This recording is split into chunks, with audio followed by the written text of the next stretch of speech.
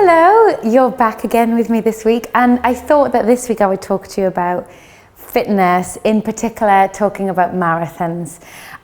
If you're thinking about doing the marathon, I would absolutely recommend it. It's, of course, goes without saying, really, really hard, but it will be one of the best days of your life.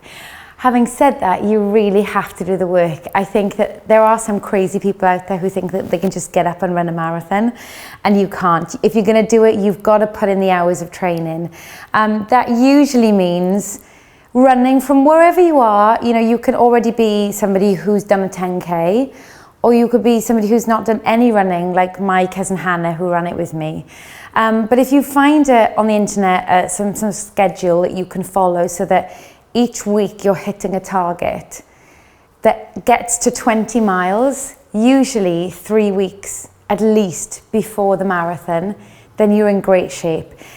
I unfortunately decided to do the marathon and then decided to go on European tour, which meant that I had to spend very, very cold winter months doing 18 miles in the park near where I live, and then jumping on a plane and then going to do a show that night.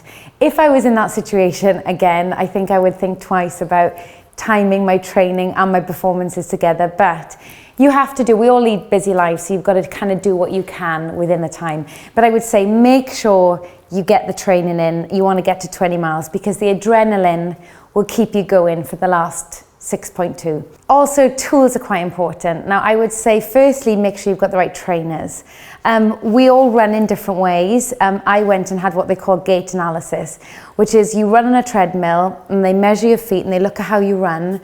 And sometimes we overpronate, which is when we run on the outsides of our feet, or we underpronate, which is like going on the insides. Because I overpronate, I made sure that I had trainers that kind of just balance that out so that you're not doing any damage, you're not hurting your knees, putting stress on muscles and then causing problems. So that's point number one, get the best trainers. Secondly, girls, if you've got boobs, get a good sports bra.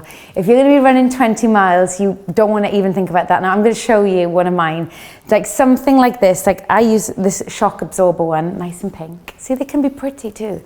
I really feel like if your feet are feeling good and you feel like, you know, strong, and you don't even have to really think about what you're wearing, then you can cope with doing these long distance running. There's also amazing socks out there, which are they call them twin skin.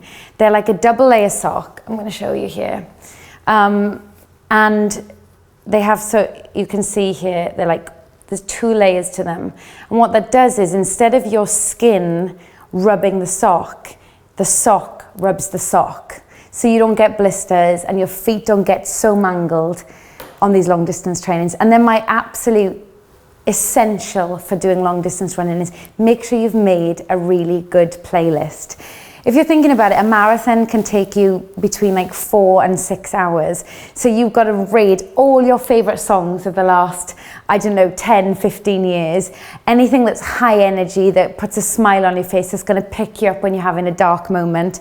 And get one of these armband runners, if you've got an iPhone, if you're going to do it like that. So I track my run using an app, tells me how far I've run, maps it for me, saves it to my file, and plays my music with a song that kicks in if I am starting to flag and I need something to spur me on. So music, of course, would be the essential for my run.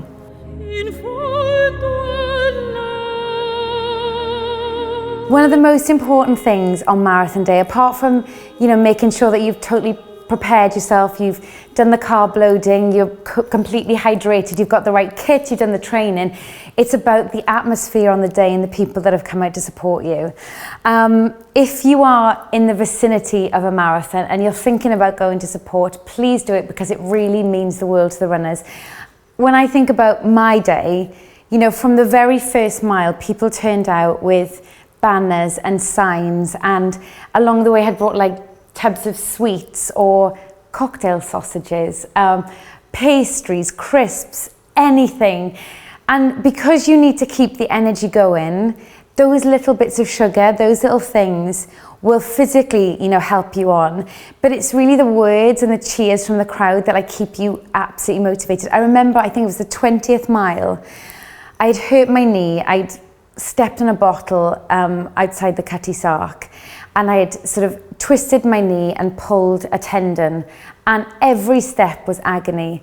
And I got to the 20th mile, which is ever so slightly uphill, and there was this enormous banner that said, "Shut up, legs." And it was like, it was so helpful to me. It put a smile on my face. I kept telling myself, shut up, legs, shut up, legs. It's those little things that you grab and you remember, and they get you through it. It's also very, very emotional. You know, you've got your name usually put on your shirt, if you can remember to do that, like on the front and the back.